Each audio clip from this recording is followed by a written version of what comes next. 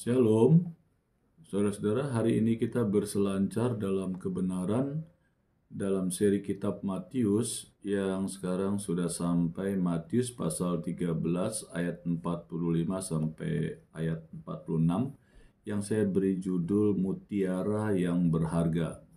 Ayatnya saya bacakan bagi kita. Demikian firman Tuhan. Demikian pula hal kerajaan sorga itu seumpama seorang pedagang yang mencari mutiara yang indah. Setelah ditemukannya mutiara yang sangat berharga, ia pun pergi menjual seluruh miliknya, lalu membeli mutiara itu. Nah, saudara-saudara, sejak zaman dahulu dan sampai sekarang tidak ada orang atau seorang wanita pun yang tidak suka yang namanya mutiara, saudara-saudara. Karena mutiara itu adalah satu bentuk permata yang luar biasa indah dan mahal, karena pembuatannya atau untuk mendapatkannya juga tidak mudah, saudara. Ya, dia ada di sebuah laut yang dalam. Terus juga prosesnya juga tidak semudah dan secepat untuk kita memprosesnya menjadi sebuah mutiara, tetapi dia ada proses yang begitu lama, di mana sebuah kerang yang besar yang di dalamnya ada unsur-unsur yang membuat dia akhirnya mengeluarkan cairan-cairan yang menghasilkan kumpulan cairan itu yang menjadi sebuah mutiara, saudara. Dan itu dalam bentuk yang lama, sehingga begitu luar biasa indahnya, saudara. Ada yang besar, ada yang sedang, ada yang kecil, dan hampir semua wanita itu menyukai sekali dengan mutiara, saudara. Dan mutiara pun ada berbagai warna sekarang, saudara, dan sangat luar biasa, nilainya bisa sangat tinggi sekali, saudara. Jadi saudara-saudara, hanya dengan melihat dan menyentuhnya saja, saudara, banyak orang yang sangat senang, bersuka cita. Apalagi kalau menemukannya atau memilikinya. Nah, karena nilai estetika dan nilai harganya yang tinggi itu, saudara, maka banyak pedagang yang berburu kemana saja untuk mendapatkan mutiara, saudara. Mutiara dalam zaman Yesus berbeda dengan zaman sekarang, saudara. Karena di zaman sekarang mutiara tiruan itu banyak sekali, bahkan bagus-bagus, hampir tidak mudah terdeteksi bahwa itu mutiara palsu, saudara, karena kecanggihan teknologi dan kepandaian si pembuat mutiara-mutiara palsunya, saudara. Sehingga kita kalau nggak hati-hati, kita bisa salah membeli, ternyata bukan mutiara yang kita beli, saudara. Nah, itu banyak sekali sekarang ya yang meniru, menduplikasi untuk mendapatkan mutiara yang bagus, sepertinya asli. Tetapi untuk saudara mendapatkan yang asli atau yang alamiah dan yang bagus, saudara harus mengambilnya. Kalau di zaman Tuhan Yesus itu mengambilnya di Laut Merah, saudara, atau di Teluk Persia, atau di Samudra Hindia. Dan pada zaman itu diambil tanpa alat selam, saudara, dan banyak ikan hiunya yang membahayakan nyawa.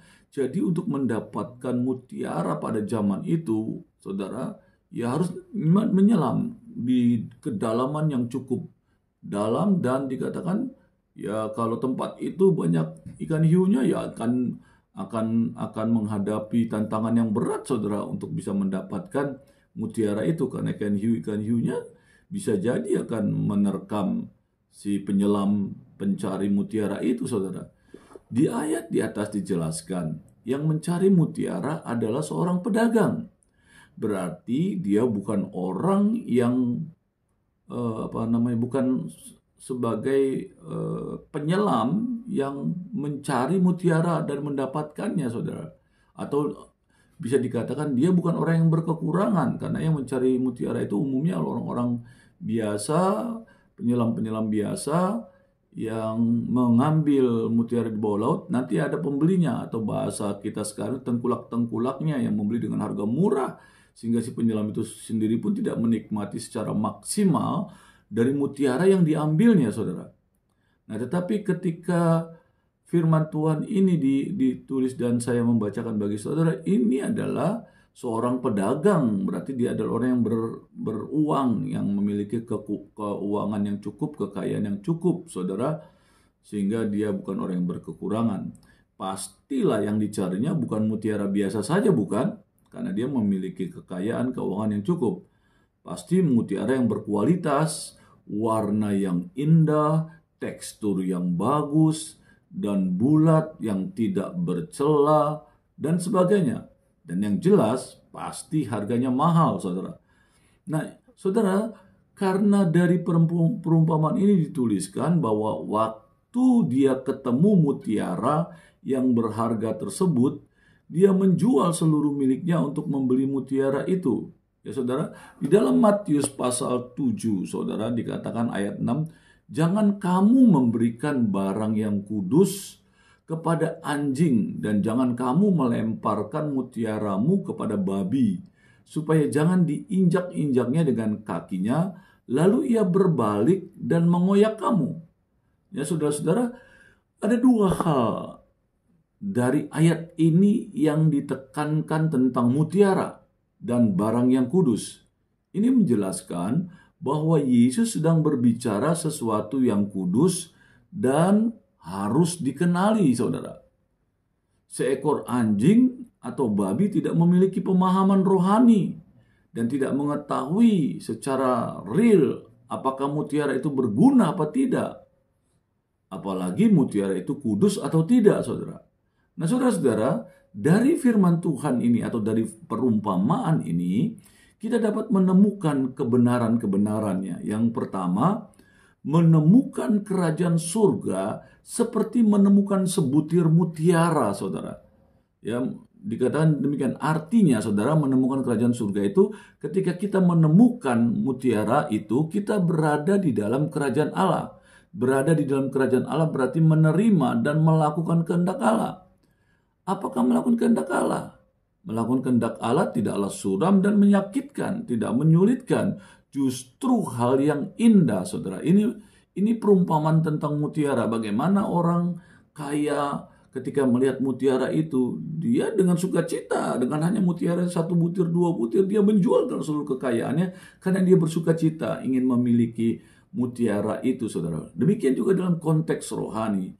Kerajaan surga itu diumpamakan seperti mutiara yang ketika saudara dan saya percaya Yesus Kristus sebagai Tuhan dan Juru Selamat, kita merasakan satu keindahan, satu luar biasaan, kekayaan yang tidak ternilai, sehingga dikatakan hidupku yang lama sudah berlalu, sesungguhnya yang baru sudah datang. Bahkan Paulus berkata, semuanya itu kuanggap sampah. Apakah yang dianggap sampah oleh Paulus? Dia orang pandai, dia orang kaya, dia juga masih bekerja mencari nafkah.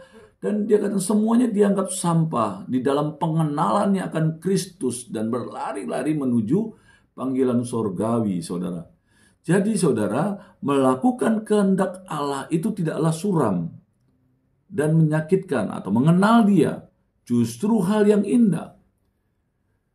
Saudara, Matius 11 ayat 29 ayat 30 dikatakan, Yesus menyatakan,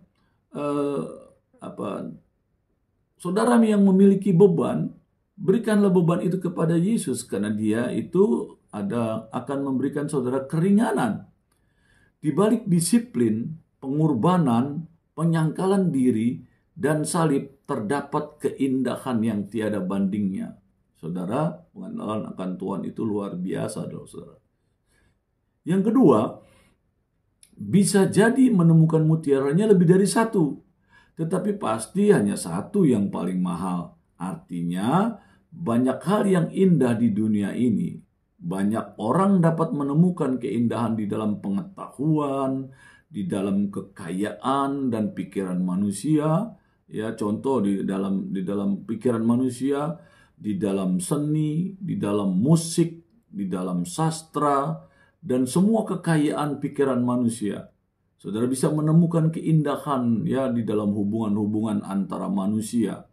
Saudara, bagaimana seseorang yang menyukai seni, saudara, ya, seni lukis, contoh begitu dia melukis sesuatu Dan orang akan melihat satu kekayaan yang indah dalam sebuah lukisan, seni musik. Kita akan mendengarkan satu nada-nada yang indah, atau lagu yang indah, atau suara yang indah. Yang kita kalaupun membayarnya, kita berani membayar dengan harga mahal untuk menikmatinya. Ya, baik kayak sastra, karya sastra, dan semua hal, saudara. Bisa jadi kita menemukan keindahan dalam melayani sesama manusia. Ya, saudara. Di dalam kita melayani manusia, kita merasakan sesuatu yang indah. Sepertinya inilah bagian dari kerajaan Allah atau kehendak Allah. Sehingga kita apa saja yang kita harus korbankan, kita nggak takut mengorbankan uang, tenaga, waktu, perasaan, dan sebagainya, saudara. Sehingga saudara, sekalipun lahir dari motivasi kemanusiaan, ketimbang motivasi Kristus yang murni, semuanya itu indah. Namun keindahannya lebih rendah, saudara, dari pengenalanmu akan Kristus. Nah, saudara-saudara, yang ketiga, dalam perumpamaan ini hampir sama dengan perumpamaan harta yang terpendam di ladang, di mana petani sedang tidak mencari harta terpendam, namun ditemukan dengan tidak sengaja di ladang. Namun mutiara ini dicarinya dengan sengaja, karena memang dia adalah seorang pedagang. Jadi dia benar-benar mencari mutiara itu, sesuatu yang indah, yang luar biasa, yang hasilnya pasti mahal. Namun hal ini tidak menjadi soal apakah ditemukan seketika atau sekecap atau dari hasil usaha seumur hidup kita. Saudara, konsekuensinya sama, kita harus menjual atau mengorbankan segala sesuatu untuk mendapatkan hal yang berharga. Apa saja yang kita lakukan untuk mendapatkan yang kita inginkan, ada korban yang harus kita lepaskan. Kekayaan, keuangan, waktu, perasaan, dan sebagainya. Untuk kita mendapatkan harta yang kita inginkan atau mutiara yang kita inginkan. Demikianlah tentang hal kerajaan sorga. Untuk mendapatkannya, saudara dan saya harus mengorbankan yang lebih rendah nilainya dari kehidupan ini.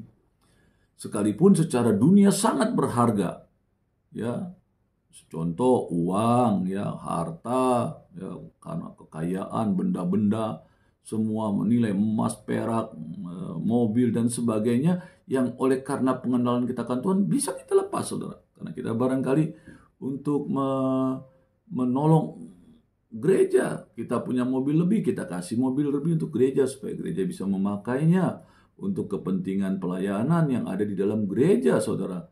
Atau saudara lihat gereja membutuhkan alat-alat musik yang saudara lihat, oh alat musiknya kurang bagus, dan saudara memiliki kemampuan keuangan untuk membiayai alat musik gereja, saudara akan dengan rela hati membelikannya.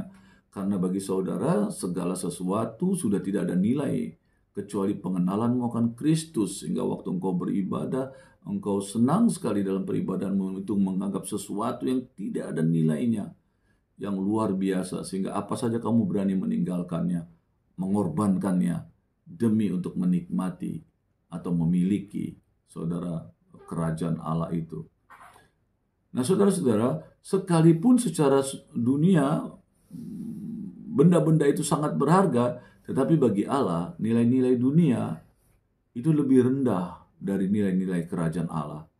Dan melakukan hal-hal atau nilai-nilai tentang kerajaan Allah dengan sukacita, itu menjadi satu hal yang tidak ada nilainya di hadapan Allah.